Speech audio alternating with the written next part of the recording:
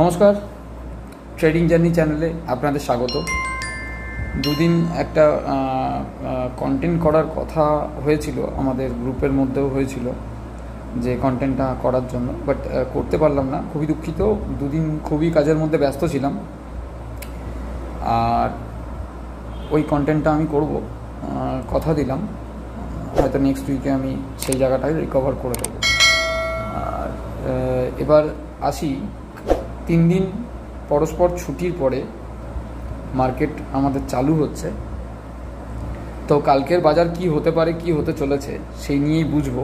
আজকে কিছু কিছু জিনিস খেয়াল করব যে কিভাবে কাজ করি আমি বিশেষ করে কিভাবে কাজ করি সেটাই আমি তুলে ধরবো এখানে।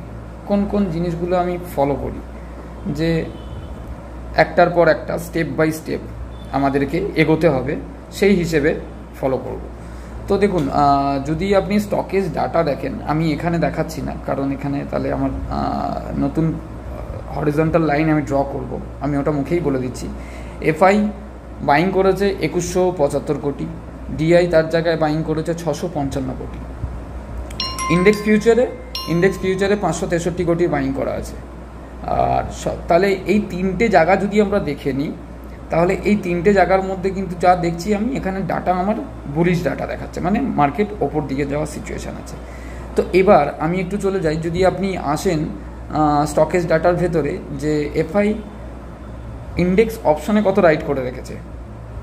তো দেখবেন নিফটির মধ্যে 21,223 কোটির মাল কেনা আছে, আর ব্যাঙ্ক নিফটি, ফিন নিফটি, মিড ক্যাপের মধ্যে সেল করা আছে।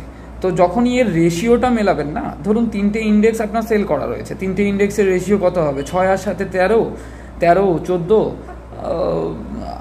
জোর 14,800 অবধি হবে। আমি অ্যাপ্রক্স একটা হিসেব বলছি। তো 14,800 যদি 15ই ধরে চলেন সেটাকে, তবুও 21,000 থেকে 15,000 যদি মাইনাস করি, তবুও আমার হাতে থাকছে কত? 6,000 নেগেটিভিটি আছে। মানে 6,000 পয়েন্টের 6,000 পয়েন্ট বলবো না, এটা মানে কেনা বেচার ওপরে, এটার উপরে আমার নেগেটিভিটি আছে। 6,000 প্লাসে কেনা আছে, মানে 6,000 কোটি টাকা যাকে বলে। তো ঘটনা যখন আমি দেখছি এরকম ধরনের আছে, তো এফআই এর বাইং যেটা আছে ক্যাশের মধ্যে, ডিআই এর বাইং যেটা আছে ক্যাশের মধ্যে, আর ইন্ডেক্স ফিউচারে যেভাবে বাই করা আছে, ইন্ডেক্স ফিউচারে সাধারণত কী জন্য বাই করে? ইন্ডেক্স ফিউচারে শর্ট টার্ম প্রফিট বুকিং করার জন্য বাই করা হয়।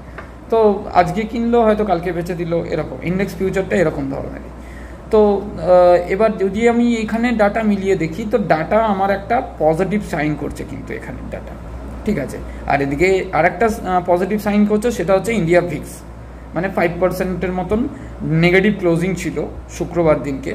আর আজকে যদি মানি কন্ট্রোলে আপনি চলে যান, তাহলে মানি কন্ট্রোলেও আপনি ইন্ডিয়া ভিক্সকে দেখতে পাবেন। যদি আমি একটু দেখে নিই, এখানে গিফট নিফটি ট্রেড করছে, দেখুন গিফট নিফটি ভালো পজিশনে ট্রেড করছিল, তো সেখান থেকে ডাউনে এসছে গিফট নিফটি, মানে প্রফিট বুকিং কিন্তু হচ্ছে। মার্কেট একটা পজিটিভ ওপেন দিয়েছে, ওপেন দেওয়ার পরে একটা প্রফিট বুকিং আসছে। ডাওর মধ্যে 147 পয়েন্ট নেগেটিভ, মানে পার্সেন্টেজ হিসেবে যদি ধরি আমরা 0.38%। এখন সন্ধ্যে 7:36 এই টাইমের ভিডিও এটা। আর নেসড্যাকের মধ্যে 7 পয়েন্টের মতন নেগেটিভ।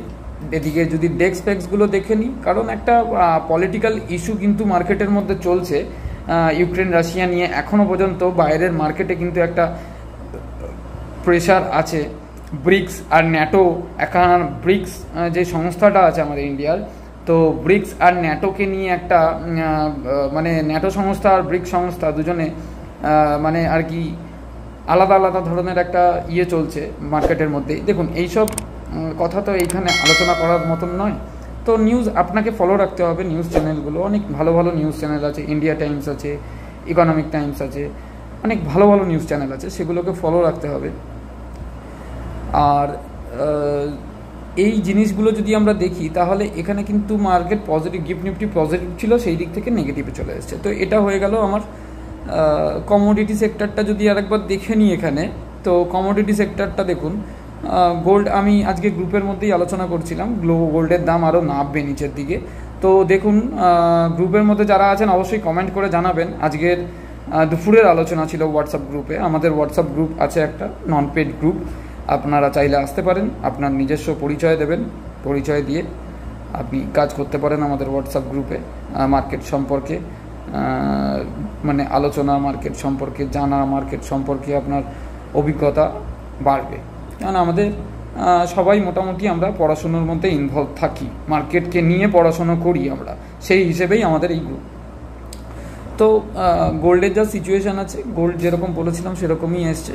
গ্রুপের মেম্বার তো আছেন আমার এই চ্যানেলের মধ্যে, অবশ্যই কমেন্ট করে আমাকে একটুখানি জানাবেন ব্যাপারটা মিলল কি মিলল না। আর এদিক থেকে যদি আমি দেখি, তো এটা তো হয়ে গেল কমোডিটির। এবার আমি এখানে চার্টে চলে আসছি। ডেলি চার্ট আমাকে কি ইনফরমেশান দিচ্ছে,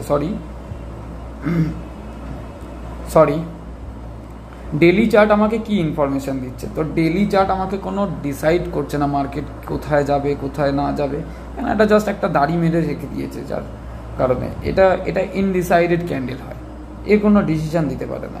তো যখন আমি ডেলি চার্টে অ্যানালাইজ করি, তো এখন দেখছি ডেলি চার্ট আমাকে অ্যানালাইজ করতে দিচ্ছে না মার্কেট কোন দিকে যাবে, ইনডিসাইডেড হয়ে রয়েছে। মার্কেট ওপরেও ভাঙতে পারে, মার্কেট নিচেও ভাঙতে পারে।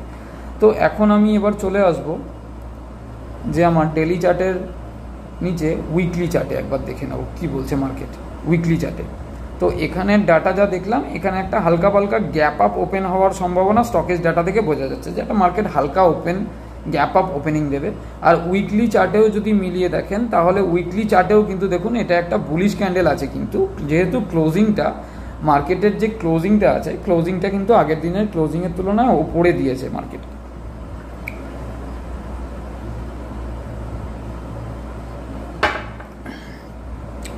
তো ঘটনা হচ্ছে উইকলি চার্টে আমার মার্কেট হালকা বুলিশ আছে, তো মার্কেট একটা গ্যাপ আপ দেওয়ার কিন্তু চান্স আছে। তো এবার আমি উইকলি চার্টে যদি দেখে নিই আমার সাপোর্ট কোথায় পড়ছে উইকলি চার্টে, দেখুন গ্যাপ আপ দিলেও তো হবে না, গ্যাপ আপ দিলেও ওখানে আমার যেরকম 22,500 লেভেলে যেরকমভাবে কল রাইটার বসে রয়েছে, তো আমার তো ভেতরে একটা এক্সপেকটেশন তো থাকবে যে 22,500-তে যেভাবে কল রাইটার বসে রয়েছে সেভাবে কিন্তু মার্কেট কিন্তু হালকা প্রফিট বুকিং আসতে পারে। তো প্রফিট বুকিং যদি আসে, আপনাকে সেটা নিয়েও কিন্তু মার্কেটে চলতে হবে যে প্রফিট বুকিং আসতে পারে। প্রফিট বুকিং এলে কত অবধি আসবে? আমাদের প্রেডিকশান কিন্তু আগে সিঁড়ির মতন নিচে নামা উচিত আর সিঁড়ির মতন ওপরে যাওয়া উচিত। এক ধাপে আমরা কখনো, আমার টার্গেট আছে 24,000-এর, বাজেটের সময় অবধি 24,000-এর টার্গেট আছে, কিন্তু আমি ভাবছি যে 23,800 অবধি অ্যাচিভ করবো আমি বাজেটের আগে। তো আমি বললাম আর অ্যাচিভ হয়ে গেল সেরকম তো ব্যাপার নয়, আমার টার্গেট আছে, সেটা আমি গ্রুপেও আলোচনা করেছি, আমি এখানেও আলোচনা করছি, আমার টার্গেট আছে। আমি বলছি না যে আমাকে ফলো করতে হবে কিংবা আপনাদের আমার কথা শুনতেই হবে, আমি কোনো সেবি রেজিস্টার নই। আমার এখানে যেটাই আমি বলছি আমার চ্যানেলের মাধ্যমে, তো আমি সেটা আমার নিজস্ব অভিজ্ঞতায় আপনাদের সঙ্গে শেয়ার করছি, কোনো সাজানো গোছানো ব্যাপার নয়। এখানে যেটুকুনি অ্যানালাইজ করি, নিজে অ্যানালাইজ করি, আমি ভুলও হতে পারি, আমি সঠিকও হতে পারি। তো আমার নিজস্ব প্রেডিকশান আপনাদের সাথে আমি শেয়ার করছি। তো এখানে কোনো কল অ্যান্ড টিপের কোনো ব্যাপার নেই। তো মার্কেট উইকলি ক্যান্ডেলেও আমি দেখছি একটা হালকা গ্যাপ আপ দেওয়ার মতন চান্স আছে। তো আমি যখন দেখছি উইকলি ক্যান্ডেলে আমার একটা গ্যাপ আপ হওয়ার চান্স আছে, এবার একটু আমি 5 মিনিট ক্যান্ডেলটা চেক করে নেবো যে 5 মিনিটের ক্যান্ডেলে কী বলছে। দেখুন 5 মিনিটের ক্যান্ডেলে এই ক্লোজিংটা কোথায় দিয়েছে, 5 মিনিট ক্যান্ডেলের ক্লোজিং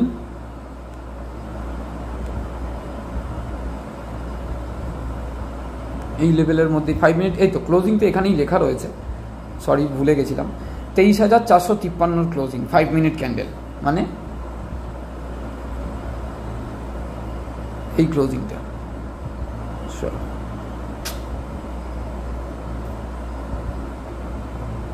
30 মিনিট না 5 মিনিট, ওকে 5 মিনিটের ক্লোজিং।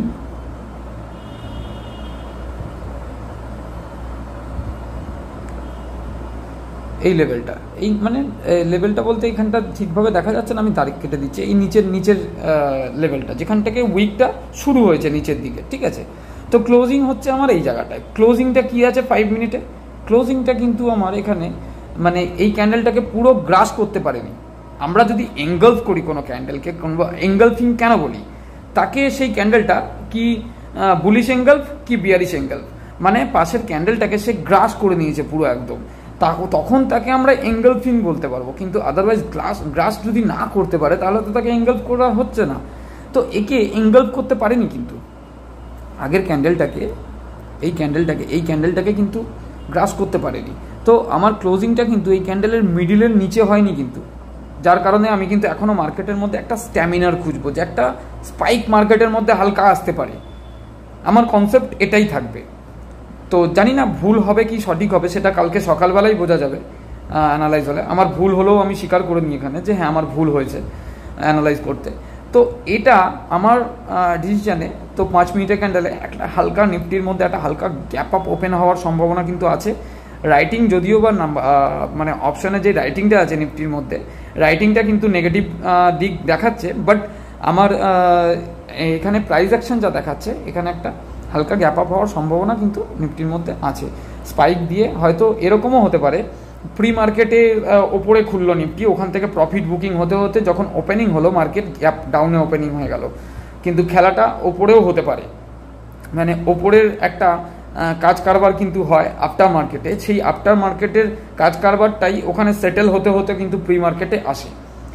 তো সেরকম ধরনেরই সিচুয়েশান নিফটির মধ্যে দেখা যাচ্ছে। তো কালকে নিফটির মধ্যে আমরা যদি ডে ক্যান্ডেলে এগেইন আবার চলে যাই, আমার ভিডিওটা এমনিতেই খুব বড় হয়, একটু ধৈর্য নিয়ে আপনাদেরকে দেখতে হবে। তো ডে ক্যান্ডেলে যদি চলে যাই, তো ডে ক্যান্ডেল আমাকে কি ইনফরমেশান দিচ্ছে, নিফটি কিন্তু এখনও রেজিস্ট্যান্সের মধ্যেই ঘোরাঘুরি, মানে রেজিস্ট্যান্সের কাছেই ঘোরাঘুরি হোল্ড করছে মার্কেট এই যে হোল্ড করছে, এগুলো বড় বড় ফান্ড হাউস আমাদের ইন্ডিয়ার মধ্যে আছে, তারাই হোল্ড করে রেখে দিয়েছে মার্কেটকে, তারা হোল্ড করে। নাহলে আপনি একটা জিনিস চিন্তা করুন, এফআই কন্টিনিউ মানে বাইং সেলিং করে গেছে, এফআই ফরেন ইনভেস্টার, তার জায়গায় কন্টিনিউ ডিআই আমাদের ভারতবর্ষের ডোমেস্টিক ইনভেস্টার তারা কিন্তু বাইং করে গেছে। আমাদের কাছে এখন কে তাহলে সব থেকে বড় প্লাস পয়েন্টে আছে বাইংয়ের? ডিআই। এফআই তো কোনো গ্যারেন্টি নেই, এফআইতে নিয়ে মার্কেট চলছেও না। আর ডিআই যেভাবে অ্যাগ্রেসিভলি বাইং করছে, তার সাথে সাথে অসংখ্য ধন্যবাদ রিটেল ইনভেস্টারদেরকে, যে রিটেল ইনভেস্টাররা বাইং করে মার্কেটকে। কিন্তু অবশ্যই সাবধানতা অবলম্বন করে কাজ করাটা ট্রেডিংয়ের ক্ষেত্রে খুব ভালো। যদি কোনো জায়গায় কোনো সময় দেখুন সুইং ট্রেডিংয়ের ক্ষেত্রে ব্যাপারটা কী হয়, সুইং ট্রেডিংয়ের ক্ষেত্রে আপনাকে ধৈর্য ধরতে হবে, পেশেন্স হারিয়ে ফেললে চলবে না, আর আপনাকে পুরোপুরি মেনটেন করতে হবে কীভাবে কাজ করব না করব, কীরকমভাবে হতে পারে, তার চার্ট অ্যানালাইজ করতে হবে, হিস্ট্রি ঘেটে দেখতে হবে যে মার্কেট আমাকে কি দেখিয়েছে, মার্কেট আমাকে কি বলতে চাইছে, তার নিউজ, সেই স্টকটার সম্পর্কে যদি কোথাও ফেসে থাকেন তাহলে তার নিউজ আপনাকে দেখতে হবে। তো এখানে সিচুয়েশান হচ্ছে, এখানে আমি যদি সাপোর্ট ড্র করি তাহলে আমি কোথায় ড্র করব? হরিজন্টাল লাইন আমি ড্র করছি, আমার কাছে সাপোর্ট হবে এই মানে মেজর সাপোর্ট যাকে বলে 23,200, এই লেভেলটা মেজর সাপোর্ট, 23,200 সাপোর্ট। আরে यार 23,300 তো একটা সাপোর্ট আছেই, এই লেভেলটাতে একটা সাপোর্ট আছেই 23,300, ঠিক আছে, যেখানে মার্কেট একবার রেজিস্ট্যান্স ফেস করে আবার সেই রেজিস্ট্যান্সের মধ্যেই কিন্তু কাজ কারবার করে হালকাভাবে ওপরে গেছে। মানে এখানে মার্কেট রেজিস্ট্যান্স ফেস করেছে এই লেভেলটাতে করে হালকাভাবে ওপর দিকে, মানে দুদিন ক্লোজিংটা ওপর দিকে দিয়েছে, হয়তো রেড ক্যান্ডেলে ক্লোজিং দিয়েছে কিন্তু ওপরে ক্লোজিং দিয়েছে। তো এবার দ্বিতীয় সাপোর্ট যদি আমি দেখে নিই মার্কেটের কাছে, তো 23,300 পরের সাপোর্টটা যদি আমি দেখে নিই, তো 23,200 সাপোর্টটা কিন্তু আমার বেরিয়ে আসবে।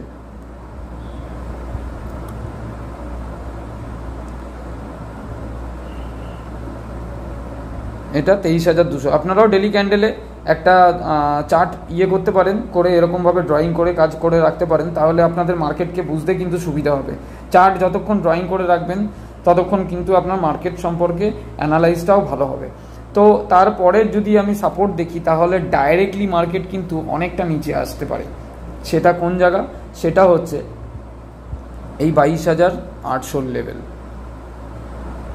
কেননা একটা জিনিস আপনি সবসময় ভাববেন, একটা হিস্ট্রি এখানে বারবার রিপিট হচ্ছে। দেখুন মার্কেট যখন ডাউন হচ্ছে কিন্তু 1, 2, 3, 4 এটাও ডাউন ক্যান্ডেল, এটা নয় যে মানে বুলিশ ক্যান্ডেল নয়, কিন্তু এটাও বিয়ারিশ ক্যান্ডেল আছে, এই গ্রিন ক্যান্ডেল যেটা আছে। তো এখানে কদিন 1, 2, 3, 4, 5 দিন এখানে এসে মার্কেট স্টে করেছে, পরস্পর 5 দিন কিন্তু মার্কেট নিচের দিকে নামে। তো এই সপ্তাহটা কিন্তু একটুখানি সাবধানতা অবলম্বন করাটা খুবই জরুরি আছে রিটেল ইনভেস্টারদের জন্য। আর এই সপ্তাহটায় একটু সংযত হয়ে কাজ করাটাও খুবই জরুরি আছে। হ্যাঁ, মার্কেট ওপরে গেলেও ওপরে যেতেই পারে, ওপরে না যাওয়ার কিছুই সিচুয়েশান নেই, কেননা মার্কেট যেভাবে ফরমেশন দিচ্ছে, তো এই তিনটেকে আমি সাপোর্ট নিয়ে চলবো। আর অবশ্যই হাতের মধ্যে মানে ক্যাপিটাল পুরোপুরি ইউটিলাইজ না করে হাতের মধ্যে কিছু ক্যাপিটাল সবসময়ের জন্যই মার্কেটে যতক্ষণই আপনি থাকবেন, যতদিনই আপনি থাকবেন, ততদিনই ক্যাপিটাল আপনার হাতে রেখে কাজ করাটা খুবই জরুরি মার্কেটের মধ্যে। সে মার্কেট বুলিশ থাকুক আর বিয়ারিশ থাকুক, এটা একটা সিম্পল থট। তো তিনটে আমার কাছে সাপোর্ট জোন হয়ে গেল। একটা কত 23,300 জোনটা, একটা হচ্ছে 23,200 জোন, তারপরে একটা সাপোর্ট আছে কিন্তু আমি ওটা ড্র করলাম না। মার্কেট যদি ওখান থেকে ভাঙে তাহলে ডাইরেক্টলি মার্কেট এখানে রিটেস্ট করতে আসার সম্ভাবনা কিন্তু আছে। কারণ মার্কেট যখনই উঠেছে, দেখুন মার্কেট কিন্তু প্রত্যেকবারই রিটেস্ট করে করে উঠেছে। তো এইখানে যখন মার্কেট এটিএইচ মানে অল টাইম হাইয়ে আছে, অবশ্যই মার্কেটকে একবার অন্তত প্রথম লেভেল আমার কাছে পড়ছে হচ্ছে 22,800। 22,800কে রিটেস্ট করতে হবে মার্কেটকে। 22,800কে রিটেস্ট করে এখানে আমাকে দেখতে হবে যে বুলিশ প্রাইস অ্যাকশন দিচ্ছে না বিয়ারিশ প্রাইস অ্যাকশন দিচ্ছে। তখনই কিন্তু আমি মার্কেটকে নিয়ে বিয়ারিশ হতে পারবো, কিংবা তখনই কিন্তু মার্কেটকে নিয়ে আমি বুলিশ হতে পারবো যদি বুলিশ প্রাইস অ্যাকশন দেখি অবশ্যই। তো এই জায়গায় মার্কেটের আমার একটা মেজর সাপোর্ট আমি দেখতে পাচ্ছি। মানে মার্কেট যদি একটা ডাইরেকশনের মুখে ফেসও করে, তো 22,800 অবধি আসার সম্ভাবনা কিন্তু মার্কেটের মধ্যে থাকতে পারে। তার নিচেও আসতে পারে মার্কেট, আমি সেটা বলছি না। অবশ্যই এটা একটা হার্ডল জোন মার্কেটের কাছে। তো আমাদের যতক্ষণ আমরা টার্গেট দেখব ততক্ষণ কিন্তু আমাকে সাপোর্টকেও ভাবনা চিন্তা করে মার্কেটের মধ্যে কাজ করতে হবে। সেই হিসেবে আপনাকে ক্যাপিটাল বাঁচিয়ে আপনাকে কাজ করতে হবে। তো দেখুন, আমি বললাম না আমার ভিডিওটা একটু অন্য ধরনের হয়, আর আমি যেটা বলবো আপনাকে বাস্তব কথা বলবো, কারণ নিজেও আমি ট্রেডার, আমি নিজে ট্রেড করি। সেই কারণেই আমি আমার নিজের এক্সপিরিয়েন্সটাকে আপনাদের সাথে শেয়ার করছি। এখানে কোনো কল অ্যান্ড টিপ নয়, বাই অ্যান্ড সেলের কোনো রিকমেন্ডেশন নয়, আর এটা আমি কোনো সেবি রেজিস্টার নই। আমি আমার নিজস্ব পয়েন্ট অফ ভিউ আপনাদের সাথে শেয়ার করছি। তো এবার এটা তো হয়ে গেল তিনটে আমার সাপোর্ট। এবার আমাকে দেখতে হবে, ফাইন্ড আউট করতে হবে যে রেজিস্ট্যান্স কোনটা। তো রেজিস্ট্যান্স আমার যেটা অল টাইম হাই আছে সেটা আমার কাছে একটা রেজিস্ট্যান্স, এটা এখানে ড্র করারও মতন কিছু নেই, ঠিক আছে। তো রেজিস্ট্যান্স আমার কাছে যেটা অল টাইম হাই আছে সেটা আমার কাছে এখন বর্তমানে রেজিস্ট্যান্স হয়ে দাঁড়িয়েছে। প্রথম রেজিস্ট্যান্স এবং সেকেন্ড রেজিস্ট্যান্স, তারপরে আকাশ খোলা আছে। তো রেজিস্ট্যান্স ড্র করার এখানে কিছু নেই, অলরেডি আমি এটিএইচেই দাঁড়িয়ে আছি, একটু ওপর নিচ 19-20 আর কি। তো আসুন দেখে নেব এবার ব্যাঙ্ক নিফটির কী সিচুয়েশান আছে। ব্যাঙ্ক নিফটির মধ্যে সিচুয়েশান দেখুন, ব্যাঙ্ক নিফটির ড্রয়িং আমি এখনও পর্যন্ত কোনো কিছু করিনি, যেরকম ছিল সেরকমই রাখা আছে ড্রয়িং। কারণ হচ্ছে ব্যাঙ্ক নিফটি আমার যে টার্গেট একটা অ্যাচিভ করেছে, কিন্তু আরেকটা টার্গেট আমার এখনও পর্যন্ত ব্যাঙ্ক নিফটি অ্যাচিভ করেনি, যার কারণে আমি ড্রয়িং এখান থেকে ডিলিট করিনি। তো আমি একই ড্রয়িংয়ের ওপরেই কাজ করব, একই হরিজন্টাল লাইনের ওপরে কাজ করব এখনও পর্যন্ত। ব্যাঙ্ক নিফটিরও ডে ক্যান্ডেলে যদি আমি দেখি, তো এখানেও একটা ইনডিসাইডেড ইনফরমেশান আছে ব্যাঙ্ক নিফটির ডে ক্যান্ডেলে। তো আমি এখানে কি করব, তখন আমি এটা ডেলি ক্যান্ডেল ছেড়ে আমি আরেকটু দূরের ক্যান্ডেল দেখতে শুরু করে দেবো। উইকলি ক্যান্ডেলে ব্যাঙ্ক নিফটির মধ্যে কিন্তু একটা ক্লোজিং যেখানে ছিল সেখান থেকে ওপরে ক্লোজিং কিন্তু ব্যাঙ্ক নিফটির আছে। যদি দেখা যায় তো ব্যাঙ্ক নিফটির মধ্যে যেভাবে রাইড করা রয়েছে, মাইনাসে অপশনে মাইনাসে রাইড করা রয়েছে, এদিক থেকে দেখতে গেলে তার সাথে ব্যাঙ্ক নিফটিকে আরেকজন সাপোর্ট দিচ্ছে, সেটা হচ্ছে এফআই আর ডিআই এর ক্যাশ ডাটা। তো ক্যাশ ডাটা যখন ক্যাশ ডাটা যখন আমাকে সাপোর্ট দিচ্ছে, ব্যাঙ্ক নিফটিরও একটা গ্যাপ আপ ওপেন হওয়ার সম্ভাবনা কিন্তু কালকে মার্কেটের মধ্যে দেখা যাচ্ছে। তো ব্যাঙ্ক নিফটির সিচুয়েশন দেখুন, ব্যাঙ্ক নিফটি যেখানে ক্লোজিং দিয়েছে 50,000-এর টার্গেট, আমি প্রথম বলেছিলাম যে প্রথম ব্যাঙ্ক নিফটি দেখাবে, তো 50,000-এর টার্গেটেই আমার হরিজন্টাল লাইন ড্র করা ছিল।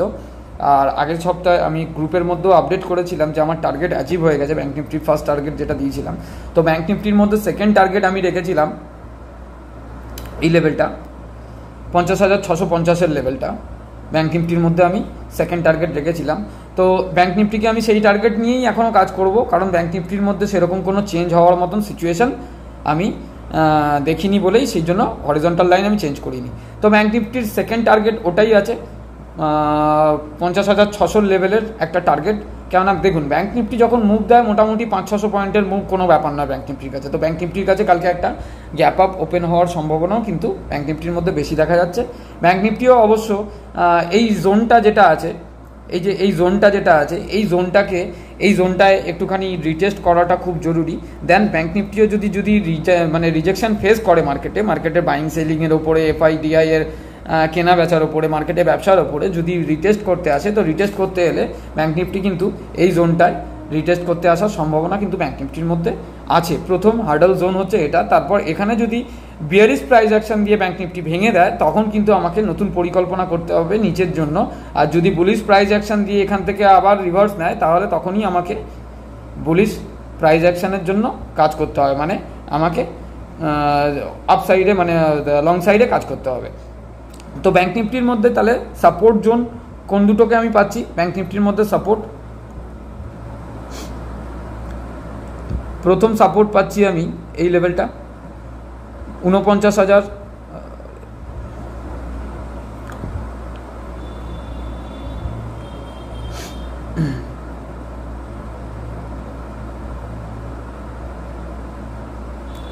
49,580 এই লেভেলটা, মানে এই ক্যান্ডেলটার নিচটাতে এই যেই মাথাগুলো আছে, যেই ক্যান্ডেলের এই এর মাথাগুলো, এটার মাথা নয়, এটার মাথা, এই ক্যান্ডেলটার মাথা, যেখান থেকে মার্কেট রিজেকশন ফেস করেছিল, আবার যেখানে রিটেস্ট করে মার্কেট আবার এখানে ব্রেকআউট দিয়েছিল, ব্রেকআউট দিয়েও মার্কেট সাস্টেন করতে পারেনি, তারপরের দিন আবার নিচের দিকে নেমে গেছে। তো এই জায়গাটায় আমার একটা সাপোর্ট জোন আমি পাচ্ছি, এবং দ্বিতীয় সাপোর্ট জোন আমি এই জায়গাটা, ছোট্ট ছোট্ট সাপোর্ট জোন, মানে ব্যাঙ্ক নিফটি ধরুন আপনার 50,000 লেভেলের ক্লোজিং, 50,000 লেভেলের ক্লোজিং থেকে আমি যদি ব্যাঙ্ক নিফটিকে নিয়ে প্রেডিকশন করি, অন্তত 1000 পয়েন্টের আপ অ্যান্ড ডাউন মুভমেন্ট নিয়ে প্রেডিকশন করব। কারণ হচ্ছে দেখুন, ব্যাঙ্ক নিফটির মধ্যে একদিনের মধ্যে 1200-1400 পয়েন্ট মুভমেন্ট দেওয়া কোনো ম্যাটারই নয়। যদি ওপরে 1000 পয়েন্ট আর নিচে 1000 পয়েন্ট মুভমেন্ট দিয়ে দেয়, তাহলে ধরে নিন ব্যাঙ্ক নিফটি একদিনে 2000 পয়েন্টের মুভমেন্ট দিয়ে দেয়। তো ব্যাঙ্ক নিফটির কাছে সেই জন্য কোনো ব্যাপার না। তো আমি ওয়ান ডে প্রেডিকশন যখন করব, একদিনের জন্য প্রেডিকশন করব, তো আমার কাছে একদিনের কাছে আমার কাছে এই দুটো ছোট ছোট 1000 পয়েন্টের মতন আমার কাছে সাপোর্ট আর রেজিস্ট্যান্স হওয়া দরকার আছে যখন আমি একদিনের প্রেডিকশন করব। কারণ আমি একদিনের প্রেডিকশানে আমি যদি 1000 পয়েন্টের টার্গেট নিয়ে কাজ করি, তার মধ্যে থেকে আমি 100-200 পয়েন্ট কভার করবার মতন সিচুয়েশন আমার কিন্তু মার্কেট আমাকে অপরচুনিটি দেবে। তো 200 পয়েন্টই আমার একটা প্রফিট একটা ট্রেড করে আমি বেরিয়ে আসবো। তার বেশি ট্রেড করা মার্কেটে উচিত নয়। তার বেশি যাওয়া মানে আপনার প্রফিট হলো, প্রফিট হয়ে বেরিয়ে চলে আসুন, শান্ত থাকুন, ব্যাস হয়ে গেল। মার্কেটকে দেখতে থাকুন খালি, আর কিচ্ছু নয়।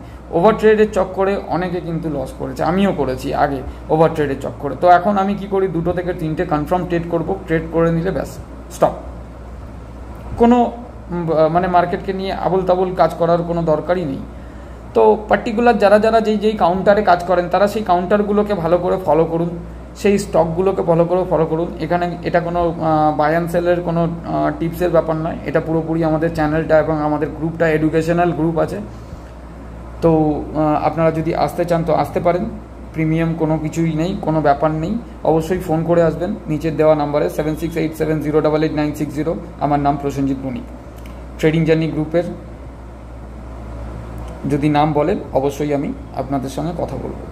তো দেখুন, কালকেও ব্যাঙ্ক নিফটির মধ্যেও একটা হালকা গ্যাপ আপ ওপেন হওয়ার সম্ভাবনা বেশি দেখা যাচ্ছে, এবং গ্যাপ আপ ওপেন হয়ে ব্যাঙ্ক নিফটি কিন্তু এই লেভেলটা 50,400-500 জোন থেকে, ওখানেও কিন্তু ব্যাঙ্ক নিফটির মধ্যেও রাইটিং আছে, ওই জোনটা থেকেও কিন্তু একটা রিজেকশন ফেস করার মুভমেন্ট হবে। কিন্তু নিফটির মধ্যে যদি কালকে একটা প্রফিট বুকিংয়ের পজিশন আসে, তাহলে ব্যাঙ্ক নিফটিও কিন্তু প্রেশারের মধ্যে আসবার চেষ্টা করবে।